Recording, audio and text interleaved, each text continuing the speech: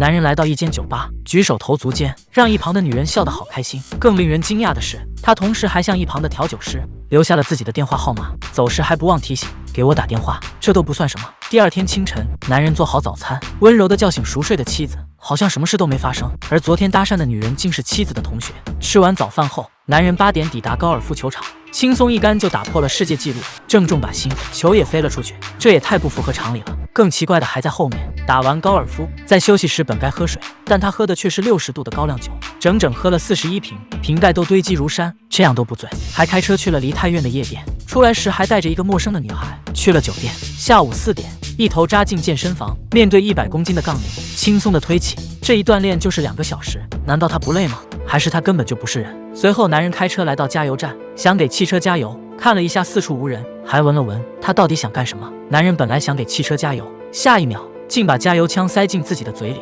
狂吞了起来。这时妻子正好看到这一幕，她都惊呆了。从之前的短信和自己请的私家侦探口中得知，自己是男人的第4任妻子，前面3任都意外死亡。女人回到家中，本想先下手为强，拿起水杯一口喝下，她察觉不对，这是大海的味道，随后便呼吸困难，瘫倒在地。原来男人早就在水中下毒，医生断定女人已死。男人假装痛哭流涕，签下之前为妻子买的保险。这时女人的闺蜜赶到，抓起男人的头发就一顿狂扯。突然，女人起死回生，吐出蓝色液体。难道毒药是假的，还是另有隐情？女人想要反击，找到侦探，她告诉女人，从之前收集的证据，种种迹象表明，你丈夫很可能是外星人。而另一边，有关部门正在调查，男人正是外星人，他们来到地球，传播病毒，试图灭绝人类。而侦探也想到一个办法，在家中的浴缸里接上电源，想以此来杀掉这个负心汉。不料侦探的女友找上门，以为男友出轨，没想到一脚踹开房门，却是自己的同学在上厕所。他出门冷静，拿起打火机，按下按钮的同时，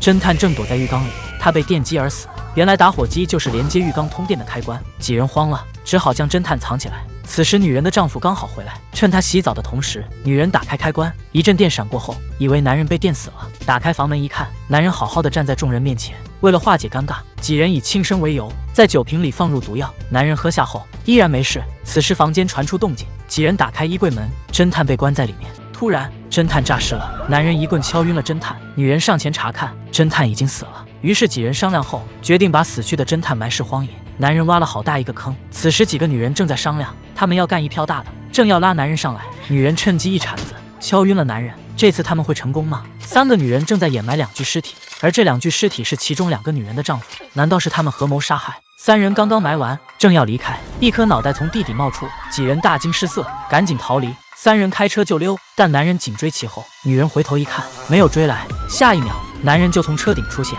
慌乱中，一脚紧急刹车，直接把男人甩了出去。这下应该是活不成了吧？不巧在回家的途中遇上交警，女人的闺蜜被查出酒驾。3人来到警局，不料侦探居然没死，还被警察带了回来，只是暂时失忆。几人以为躲过一劫。